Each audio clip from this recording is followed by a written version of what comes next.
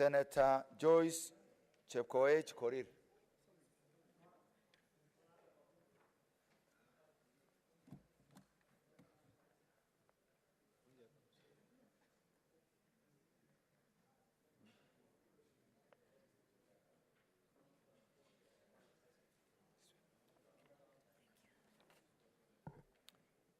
Senator Osotsi Godfrey. Senator Recha Julius Murgo.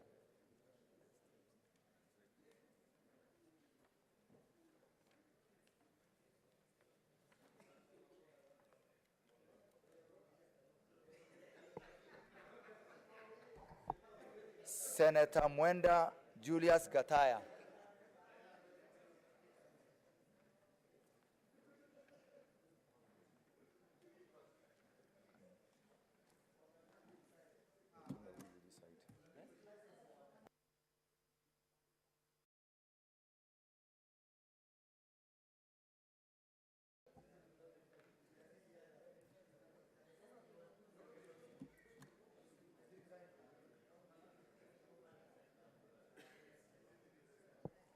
Senator Kamau Joseph Giduku.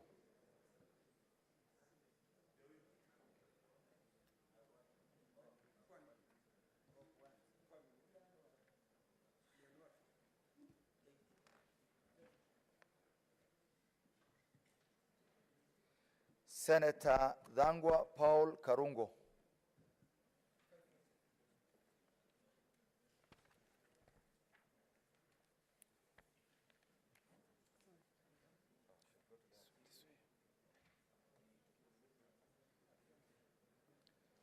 Senator Murango James Kamau.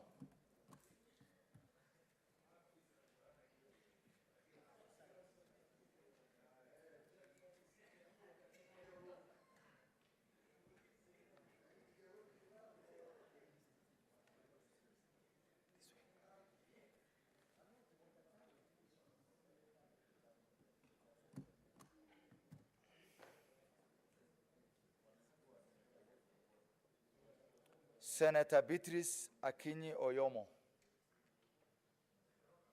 Senator Beth Kalunda Siengo. Senator Beth Kalunda Siengo. Senator Betty Batuli Montet.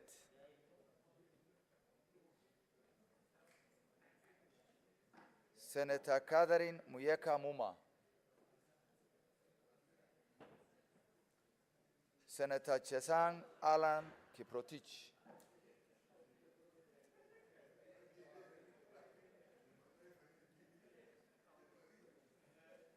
Senator Chute Mohamed Said.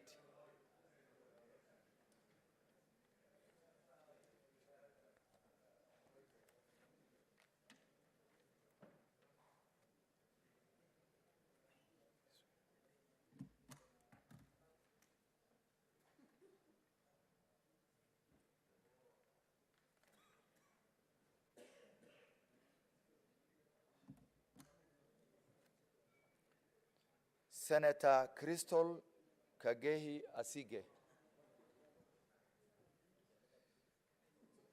Senator George Mungai Mbugwa.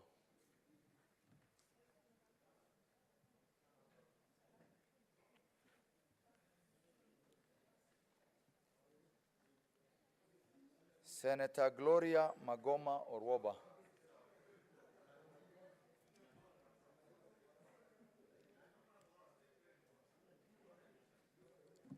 Senator Hamida Ali Kibwana.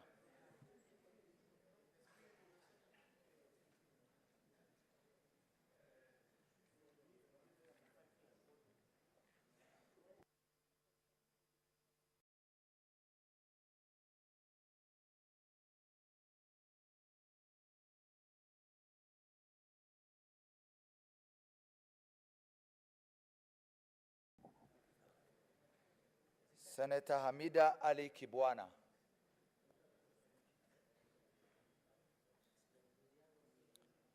Senator Hezana Lemaletin. Senator Keroche Tabitha Karanja.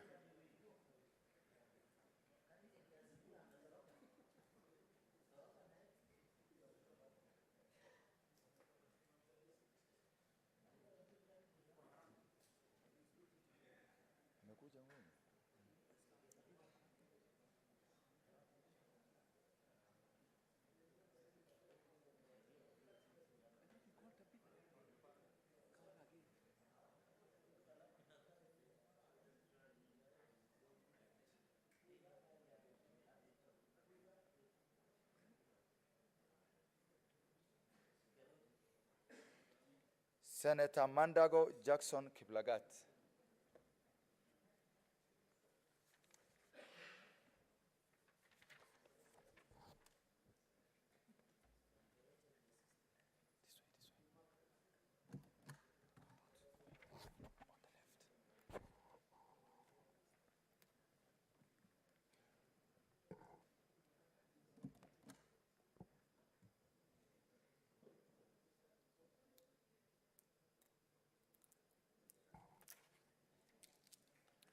Senator Mariam Sheikh Omar.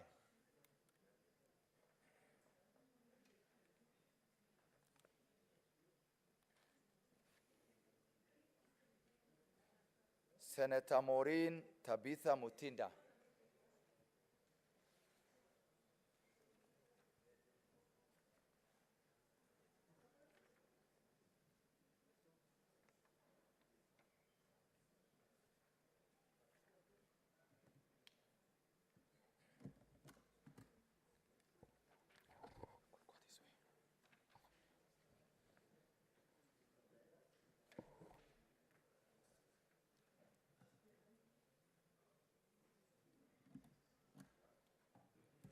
Senator Medu John Muhia.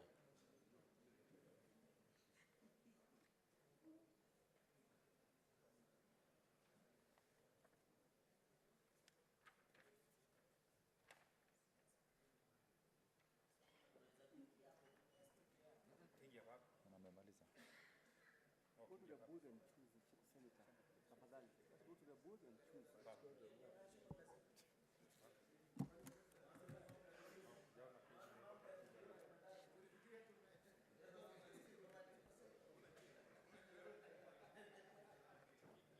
Senator Miraj Abdullahi Abdurrahman.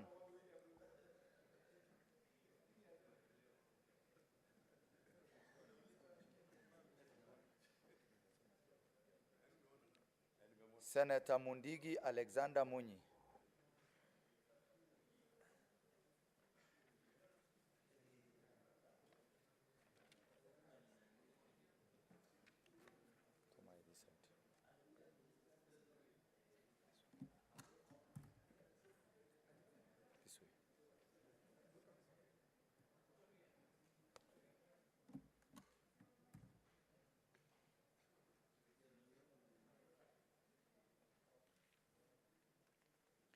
Senator Ngugi Joe Joseph Nyutu.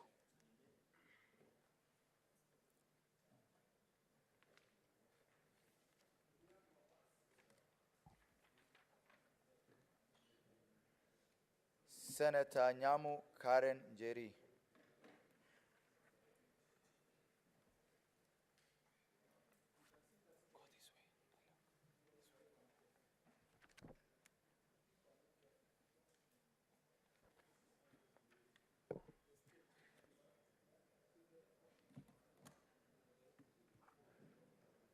Senator Odhiambo Ojienda Tom.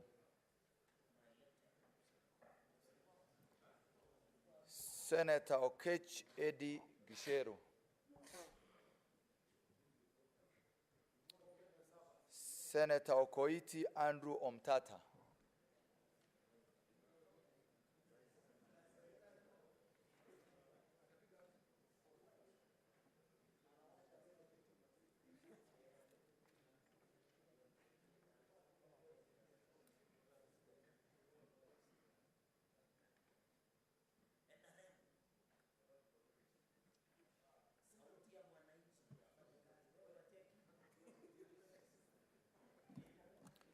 Senator Raphael Chimera Mwinzagu.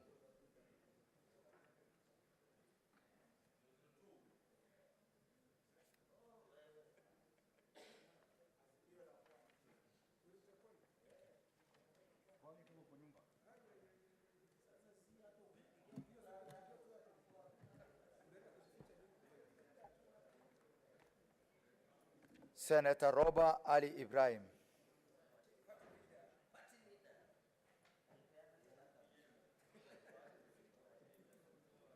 Go this way.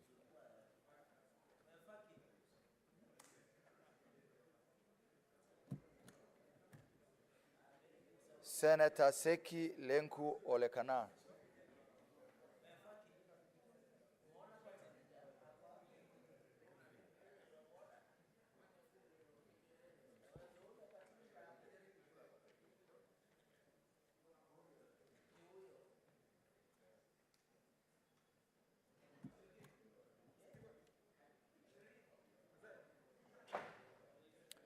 Senator Sifuna Edwin Watenya.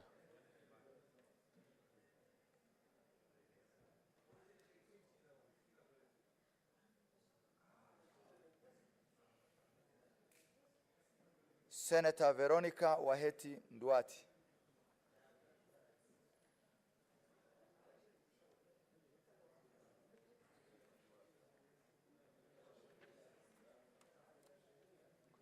This way. Okay, yeah. Senator Wakili Hillary Kiprotich Sigei.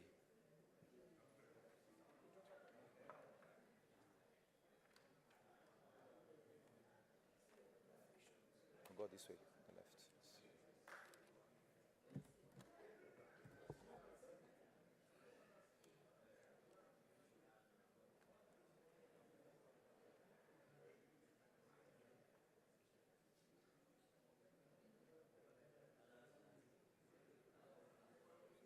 Senator Wamatinga Wahome.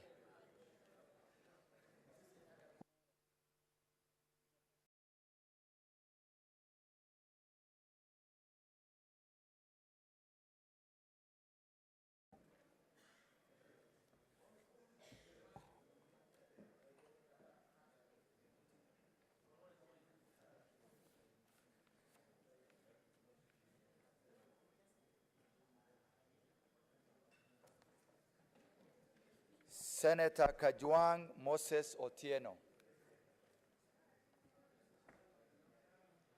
Senator Kajwang Moses Otieno. Senator Mogeni Eric Okongo.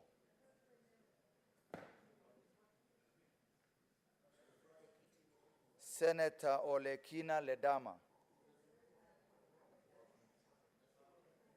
Senator Wambua Enoch.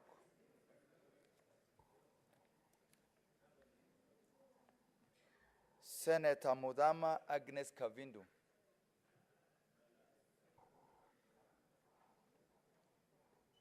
Senator Onyonka Richard Momoima.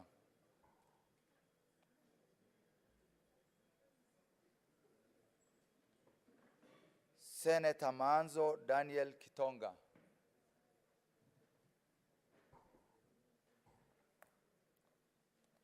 Senator Shakila Abdallah Mohammed.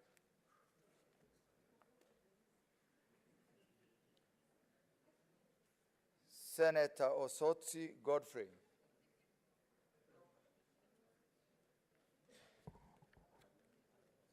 Senator Beatrice Akinyi Oyomo.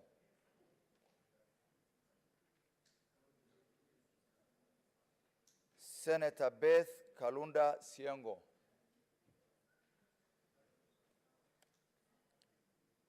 Senator Betty Batuli Montet. Senator Catherine Muyeka Muma. Senator Crystal Kagehi Asige. Senator Hamida Ali Kibwana. Senator Hezena Lemaletian.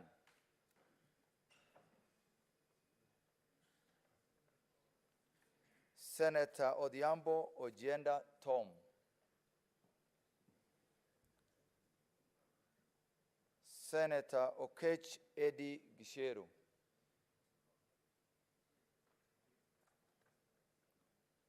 Senator Sifuna Edwin Watenya.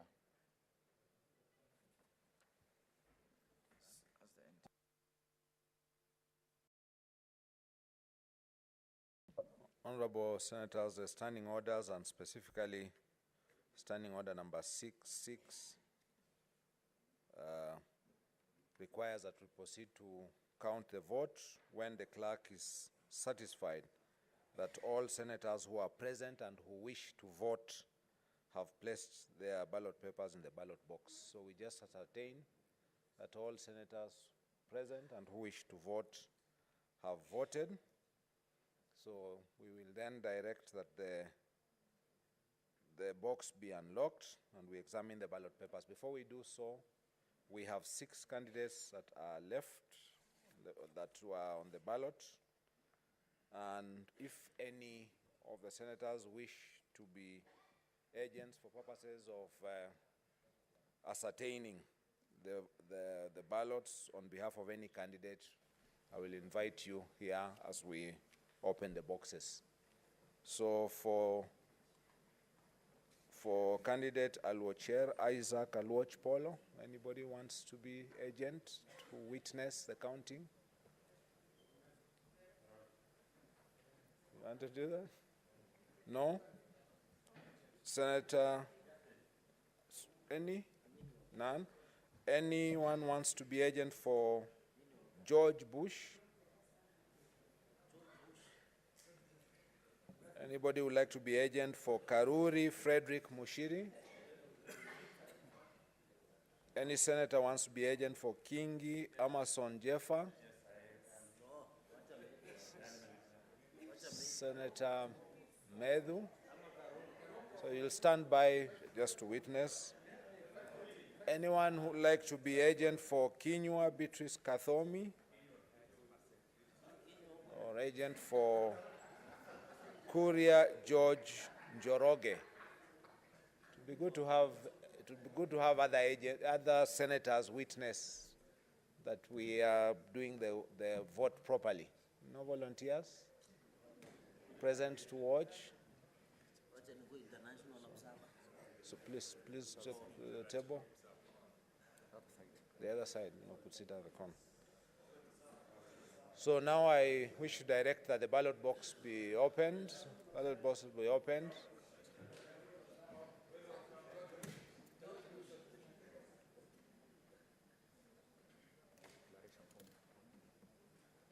Start count.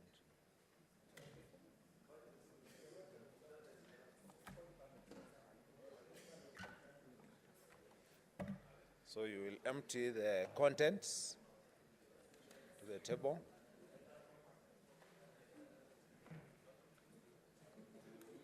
Then you will pick out one at a time and display to everyone.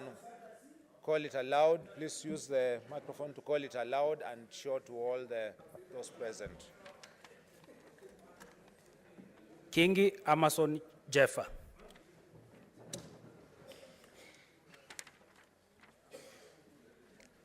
Kingi Amason Jeffa.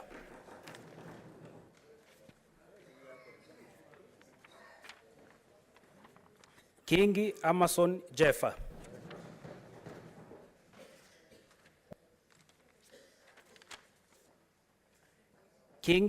Kingi Amason Jeffa.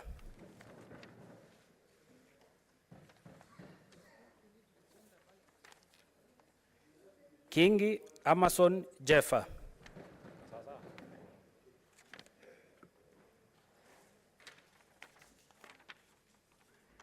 Kingi Amason Jeffa.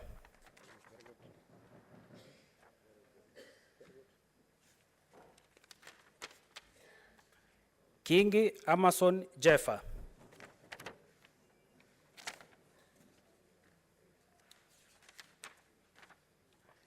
Kingi Amason Jeffa.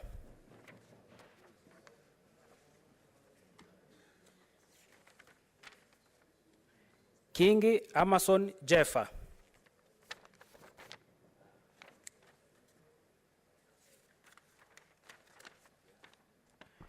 Kingi Amason Jeffa.